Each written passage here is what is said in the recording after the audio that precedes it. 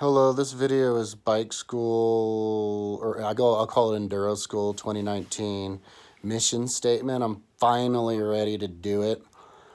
So let me explain why I'm finally ready to do it and what my goal, the purpose of it is, what the strategy of it is, and the overall goal of Enduro School is. Okay, I'll try to make it as brief as I can. So. Enduro School, and I have it explained on my website, but it's lifestyle that I have, and I finally have the time for it and the money. I don't have to work, so my full-time job is bike school because of my own financing land investments from hundreds of years ago from my grandfather. It has nothing to do with anybody giving me money. Nobody's given me anything. And I have never made a single penny off my website, and I haven't made any money off my YouTube forever. So, but that's fine because I think I have enough money as long as I don't spend money to do it. So, let me tell you what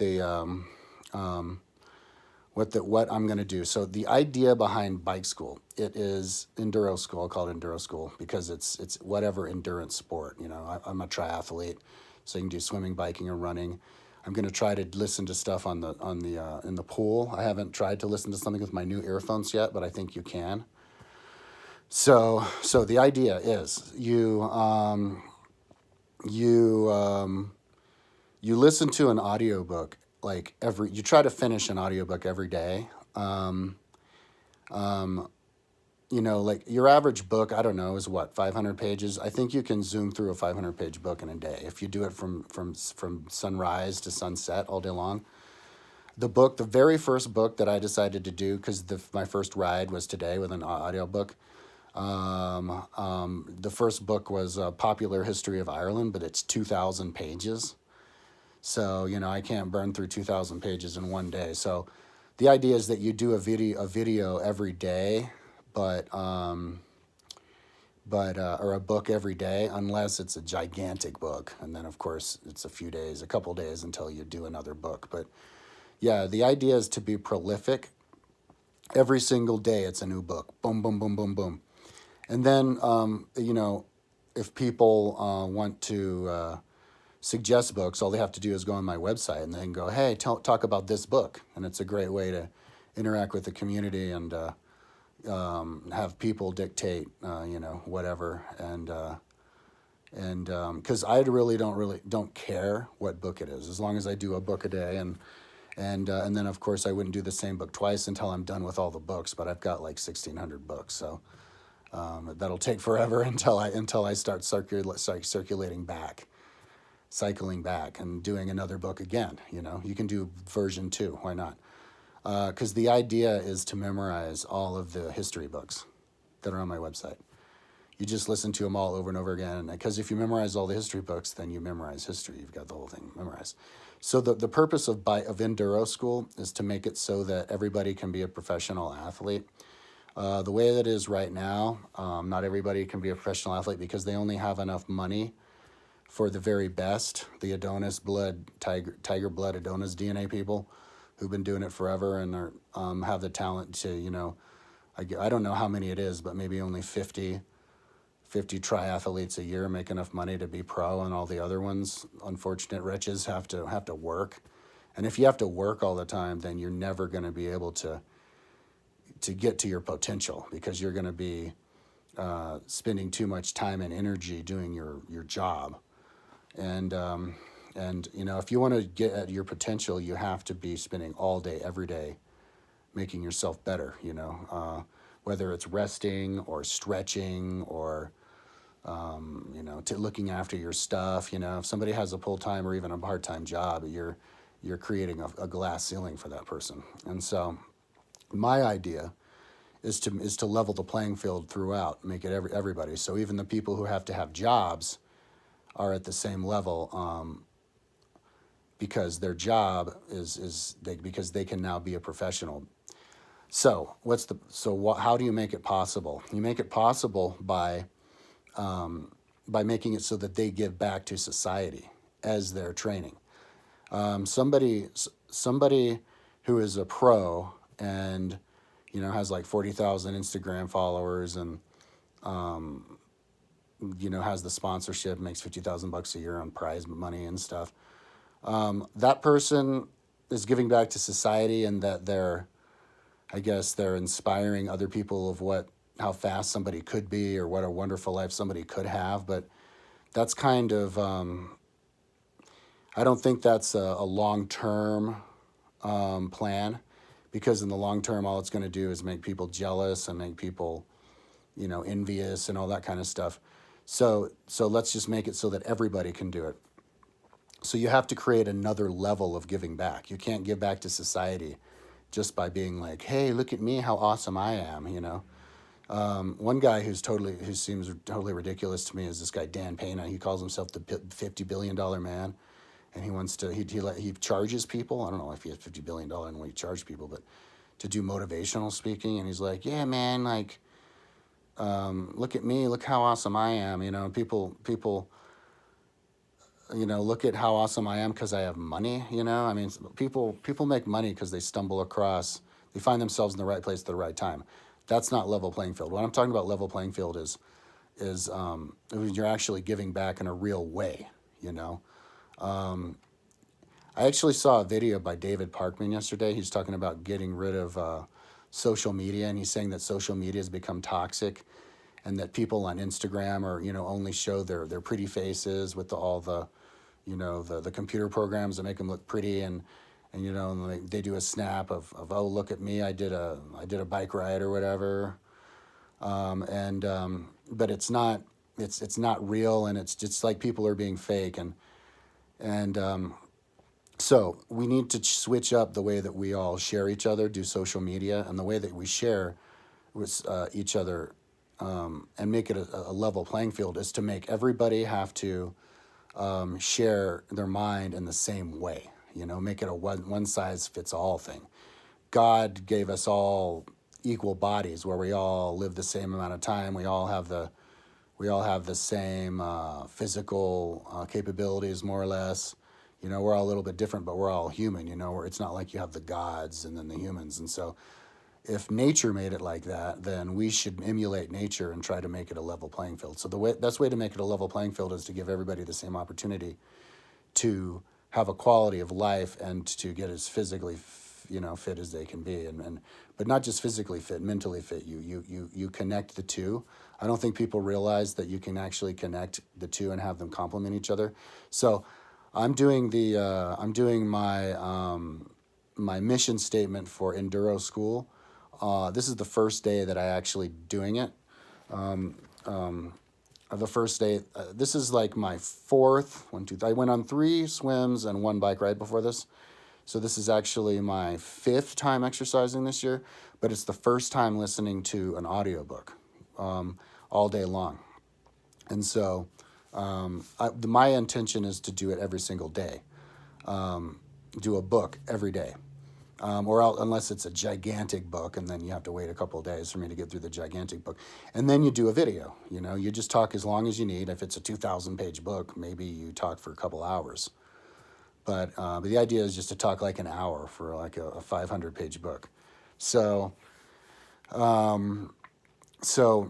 this makes it so that you're giving back to society, because what you're doing is you're saving society money, and you're injecting society with what society needs, which is intelligent people who know how to make proper, who could then learn everything and make proper, make proper judgments and proper decisions politically, and live proper lives that are not wasteful. We have all of our priorities mixed up right now, where people think that if you make money, it doesn't matter how you make money, and then that makes it everybody should try to be like you, and so then they buy all kinds of stuff, and that creates an ecosystem of servants, master-slave relationship with the businesses, and then with your household servants, and all this kind of stuff, and then industries that waste. If you go on YouTube, too many people who have zillions, like more than 1 million subscribers, are rich brats who just they share how much money they have, and then they get zillions of hits. So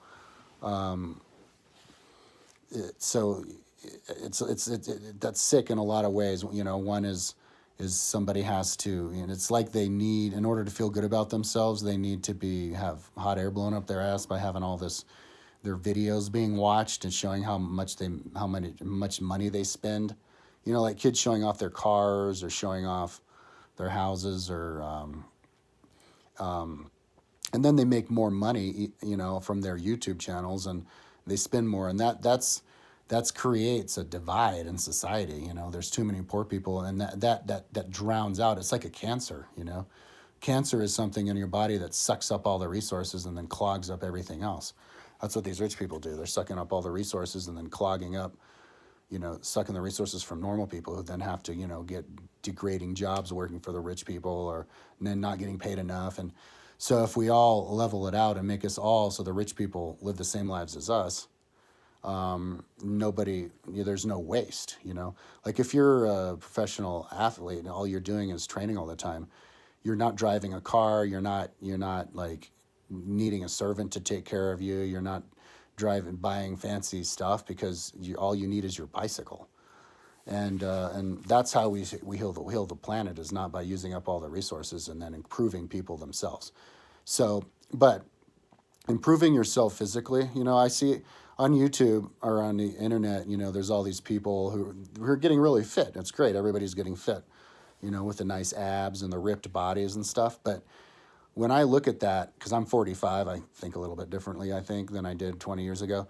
When I look at people who are totally ripped, the first thing I think is my God, how much time did it take somebody to do that, and to get themselves looking like that? And that's time they could have spent improving their mind. It's like the world's on fire. We're all dying. The world, global warming and extinction of species, and possible war and all these problems.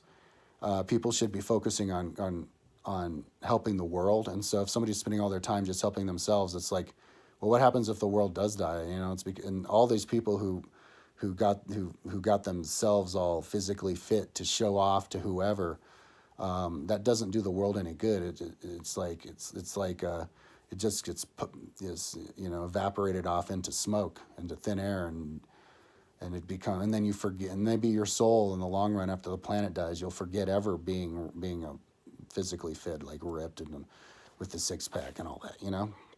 Seems like a waste. But it doesn't have to be a waste if you make them complement each other, and you can. I went on a ride today. I started at like 6:30 or something, 6:30 or 7, and I rode for like 7 hours and 16 minutes, and I was listening to the popular history of Ireland the whole time, which I intend on doing a video at the end. And so I'm improving my mind, and after I do the video, I'm improving the minds of whoever watches my video, and I'm throwing into the circulation of YouTube a positive contribution, showing up. If everybody lived like me, if everybody was popping in, book reviews of history, then they would, we would all be talking about politics and our views for the future and stuff, and you could drown out, change our priorities in society and what we all focus on. You just push away all of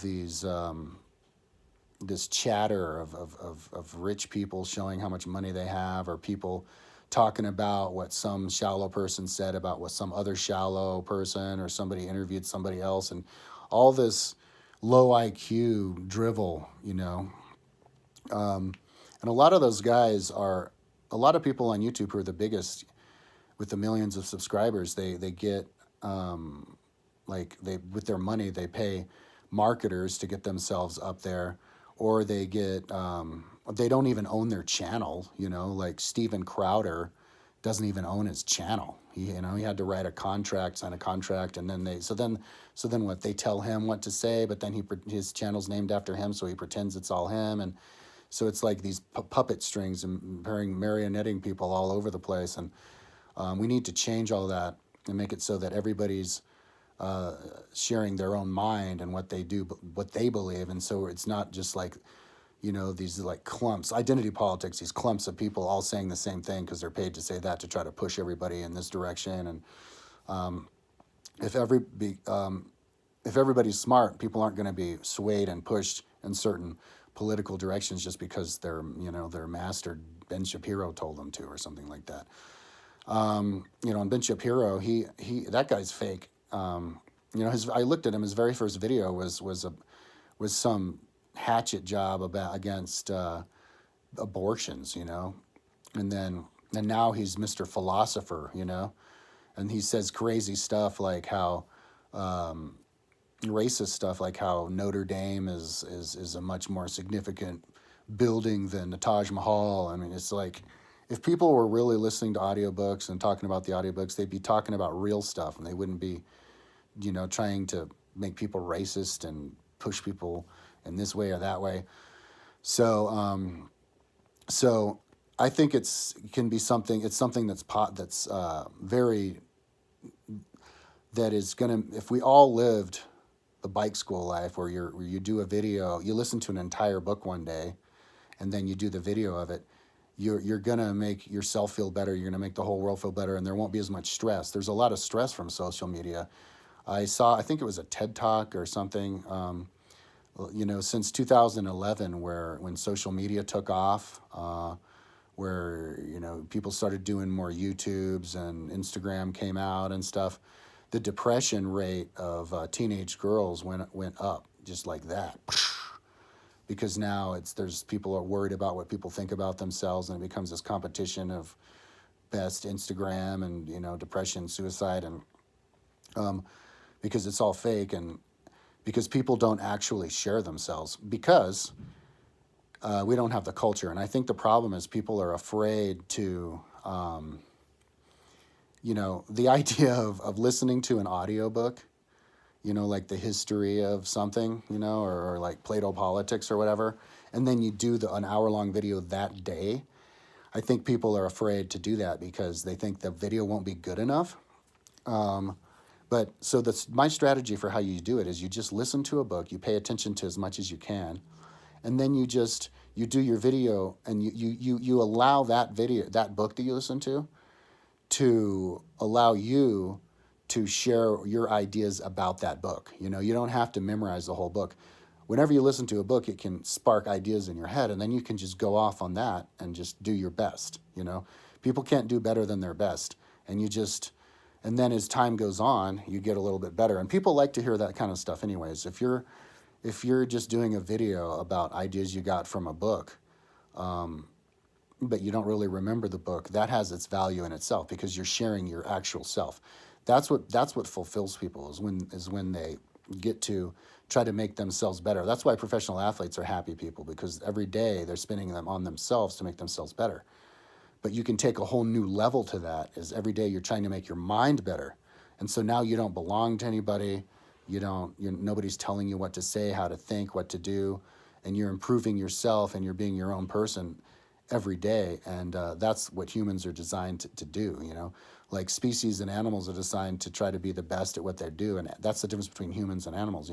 Right now, like if you're a pro athlete, it's like you're an animal. You're just trying to run around and stuff. But we have these brains, and so we can just take it one level more and try to increase your brain for the first time in history. We have the technology to do it. Some people might say, oh, but if everybody did a video, then we'd run out of space. But we have all kinds of new technology coming in with more space capacity, and it's time, I think, for us to do it. So anyways, so the way that it's, so how do you pay for it? That's the big question. Well, you have to understand that it saves the world money. Okay, because like what I just said, now there's no more Lamborghinis and Bugattis and private Learjets and multiple houses and servants, which is the most despicable thing. That's like bringing slavery back, or underpaying jobs. All of society had got streamlined. So that's what saves money. So that's why you should get paid. You're changing up the society, and you're also injecting something positive and real into YouTube, thusly crowding out all of that other extraneous, braggart, shallow jibber jabber, which just drives people crazy. It's like junk food, it's like empty calories. And so who pays for it? Well, Andrew Yang is running for president, is talking about a basic income. He's talking about $12,000 a year. 12,000, that's like 1,000 a month. That's pretty much what I make. You know, I'm living. I think it was 8,000 a year I made last year, or year before last. So you know, if people, and you know, if everybody has a bike, then of course the bike prices go down. You know, these $20,000 bikes now that can shift their own gears and stuff, you can bring them down to somebody that normally people can buy. So you would have the government pay for it. But right now the government's strapped. So our big problem with waste is wealth discrepancy. So we have to get rich people, like filthy rich people, to pay us bike schoolers $50,000 a year. That's the average, or even less, you know. But I think $50,000 a year, if you want to do it right, you know, you can show up at different triathlons around the world, and it's a good way to you know, do multiculturalism where everybody's trying to be their best, traveling around. Then, you know, people, instead of seeing somebody in another country, you know, instead of talking about your training, you would talk about what you know about the history and what books you've been doing. And you know, somebody there's so many different things to discuss, people's different styles of sharing, and the different kinds of things that you think about. You know, you can really learn a lot about somebody based on what they're talking about. You know, like one person could hear Plato politics and talk about one thing. Somebody else would hear Plato politics and talk about something else, you know, so it provides all this insight into all these different people. And, you know, different people have different ideas, and that's the true blossoming of all the different types of people and biodiversity. You know, the world is full of biodiversity, and we're losing biodiversity. So we can get our biodiversity back if we have biodiversity in people in our minds, where there's all these different people sharing themselves in all their unique and individual ways. So, and also it's a good way to sift out, you know, good people and not so good people. You know, this world is diverse. There's lots of different people with different talents. And if you have all these rich people like Donald Trump, like, oh yeah, I'm rich, you know, and a lot of times people get rich from cheating other people, you know, like Donald Trump. And so with our value system upside down, you know, somebody would worship somebody just because they have money. But if you respect people and give people money based on how good their videos are of their books, then that could make you know, people in position of power who run for president in public office. You would know who the best people are, because it's the people with the most videos and the best videos.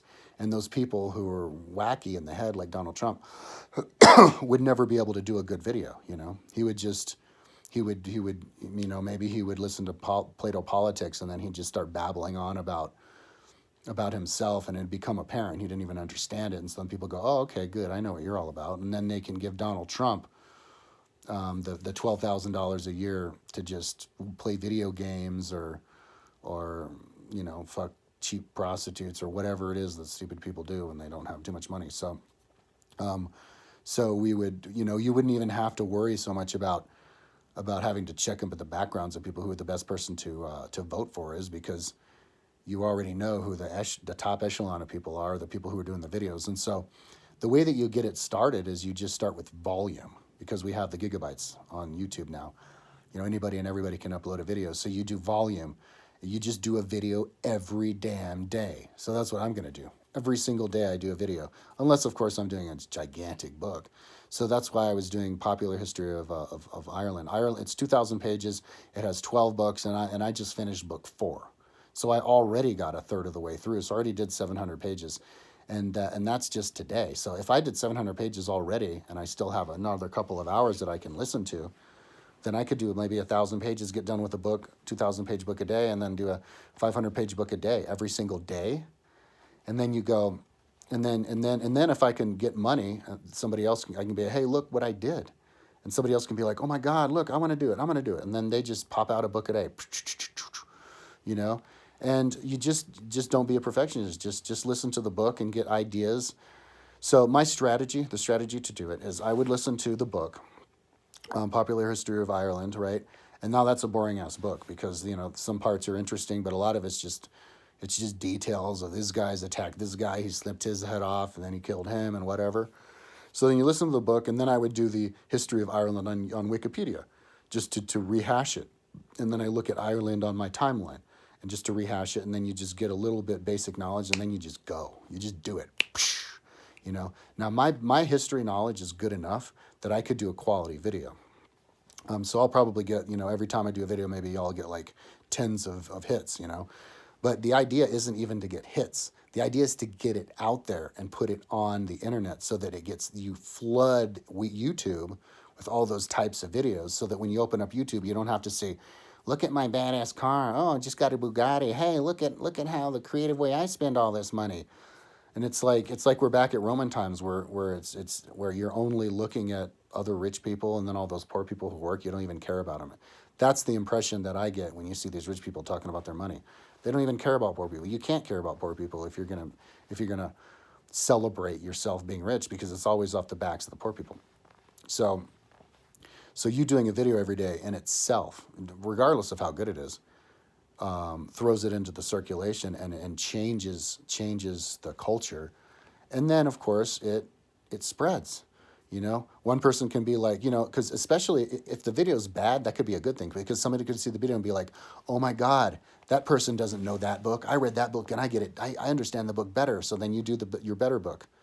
And then you can feel like you're more worthy of doing, history book reviews than the other person who did it. And so that would give you your worth, and you wouldn't have to be embarrassed about, maybe I'm not doing good enough. And so that makes it so that you're worth the given the money to train all day, every day. And then you can be the best athlete you can be, training all day, every day is a wonderful thing. It's fun, I mean, like today I was in excruciating physical pain today because of my leg. I was like, my tendons in my left leg are still having, my knee are kind of rebuilding, but I had a blast, because I was listening to the book, and I'm feeling like I'm getting better, both mentally and physically, and I'm not just an animal, I'm a human. So that is the mission statement for for Enduro School. What I do is I just listen to the book all day long. I have it on my cell phone. Audiobooks.com. You just type I can go to my website, find out what book I want to do. I just type that book, because they have all their books, the same books that I have, because it's from LibriVox, or the ones that are not LibriVox. You can just do it on a Kindle and bring your Kindle with you, and you just download on your phone, listen to it. The people read it, or you can actually have books read to you if you want the computer to read it, and actually have it read down and see what you're reading. And if you hear an interesting thing in the book, you can just do a word search and then find it in the context and read it again on my website, because I have the entire book on one page. So yeah, that's basically what I do. I listen to the book all the way through, and then I do the Wikipedia article to rehash, look at it on the timeline, think about it a little bit, and then I remember some of the things that I hear them say. I do the word searches for those people, don't spend too much time, and then boom, I do the video every day. And then maybe you talk an hour a day, and that's it. And that makes it so that you're worthy of getting paid to just be a pro all day long, and you don't have to be one of the elite. You could be an age grouper who's mid-pack age grouper, because now everybody's a badass, but you're still a pro. Like, everybody who shows up at the triathlon, all 3,000 people are pros, and that's the only thing that they do. And it's not 10 pros at the triathlon, and then 3,990 are just worker bees, because they had to work because the society's screwed up. So yeah, it's just volume. Every day a book. You just have to do a book every single day. It cranks it up. Some people are like, oh, I read a book a day. It's like, oh yeah, well, I listen to a book a day, and then I talk about that book every day, and I train the whole time. And you can train, listen to a book at the same time. I mean, you can hammer. You just block out the book. You hammer, and then at least it's in your background. You don't have to pay attention to all of the entire book. You just pay attention to what you can, and your subconscious will pick up a lot of the rest anyway. So that's the MO for Enduro School. I'm going to do it every goddamn day, unless I'm doing the gigantic books. But most of the books aren't 2,000 pages. Most of the books are 500, 700 pages. That's something you can do in one day. You just do it all day long. So I'm going to get back to my book now, and And, tomorrow probably I'll be do my book review of the 2000 popular history of Ireland. And every day, I'm telling you, it's going to be awesome. And I'm going to get paid for it by one of these billionaires. Because I'll have to, you have to write it down and explain it to them. And then they go, oh, right, yes, that's it. It makes it really simple because you can get really convoluted with taxes and then be, oh no, but I need the taxes for my business. And if my business doesn't grow, I can't hire people. And it's like, yeah, but you have money. Everybody knows you have money because they know what you buy. So just sell your stuff that you buy and then you give the money to the bike schoolers because you have the money. And then it's simple. No taxes, no nothing. It's just, and if somebody wants to be, the Lord and Master of somebody, like your little minions working for you, servants and stuff, that's why you would just put their face on your jersey and then you're like their man, like they're your God, and then they can pat themselves on the back for all of these army of positive contributing people thanks to them and the money that they have. Like that guy Dan Payne at 50 billion. Holy shit, he could hire an army of bike schoolers, enduro schoolers. If you have 100 people getting $50,000 a year, that's only $5 million. You could for one person, one of these billionaires could boom 100 people. And you know what they say about the 100 monkeys? If we get 100 people doing it, it'll spread. Everybody will want to do it because you just show how easy it is. And everybody encourages each other, and nobody is ashamed of what they may or may not know, and everybody's showing what they know. See, another problem with the world is people think that people are super smart because maybe you're smart at one thing. Like Ben Carson, he's a brain surgeon, so it's like, oh, so he must know everything about history. So he's like, yeah, like the pyramids were built to store grain, and people are like, oh, really? Oh, Ben Carson's so smart because he's a brain surgeon. It's like, if Ben Carson did bike school, enduro school, then you would know where his strengths are. You would know what he knows about. You know what he doesn't know about, and it would level the playing field. And you would be able to see the strengths and weaknesses of everybody and the actual nature of everybody, and that's the beauty of biodiversity. So there's really no way of losing with enduro school. It's only winning. So I'm going to be the first, and I'm just going to. I think as soon as I do it for 3 weeks straight or a month straight, I get my heels in the dirt, then I'm going to go out and tell these billionaires, be like, yo, it's time for my 50. And then I can get my 50,000. I can travel around. I can go to triathlons, and it'll be awesome. Be a pro triathlete just like that. And it doesn't even matter how fast I am or even how good of the bike schooler I am. It's because I'm living the lifestyle. That's what it's about. It's about priorities. So let's do this. I'm excited every single day.